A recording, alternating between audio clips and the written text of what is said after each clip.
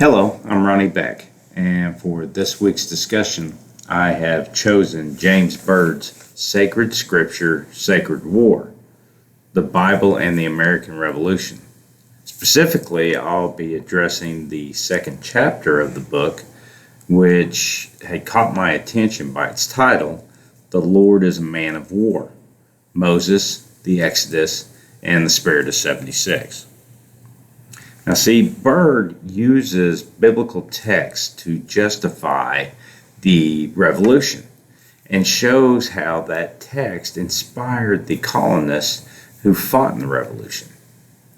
Byrd's second chapter uses the narrative of Exodus and the story of Moses and shows the similarities between the Revolutionary War and George Washington. As the chapter title indicates, Exodus, which was the biblical event of crucial extreme significance to the revolutionaries, primarily because God of the Exodus was a fierce man of war, as it states in Exodus 15:3. And the revolutionary period of Exodus was that liberty was a divine conviction that required and even demanded religious violence. So in Byrd's work, what he does is he uses sermons, a lot of sermons that he had researched from the period, and he asserts that the Bible was the most read and the most respected book in all of the colonies.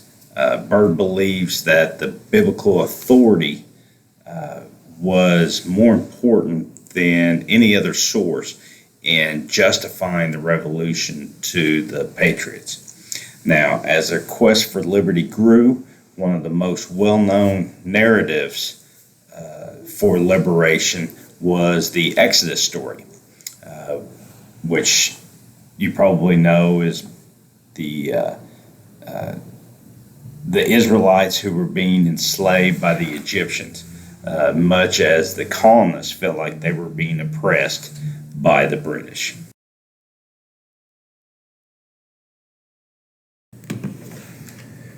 Byrd does point out the contradiction between the revolutionary ideas and the reality of slaveholding during the time.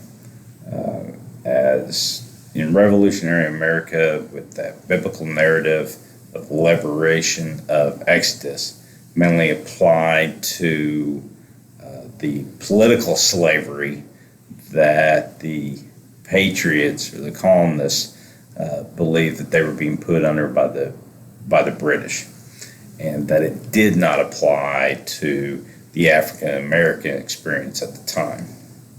However, later the Exodus would become widespread amongst the enslaved people of the 19th century.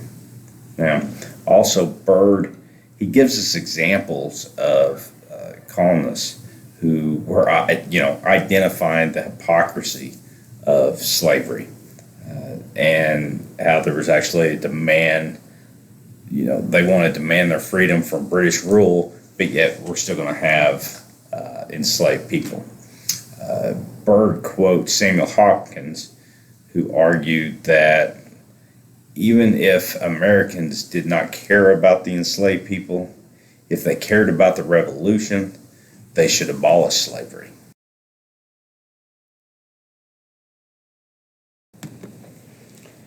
In conclusion, I believe that Byrd took a unique point of view in reviewing the American Revolution and using their perspectives, and his book is about the influence that the Bible had on the American Revolution. Thank you very much.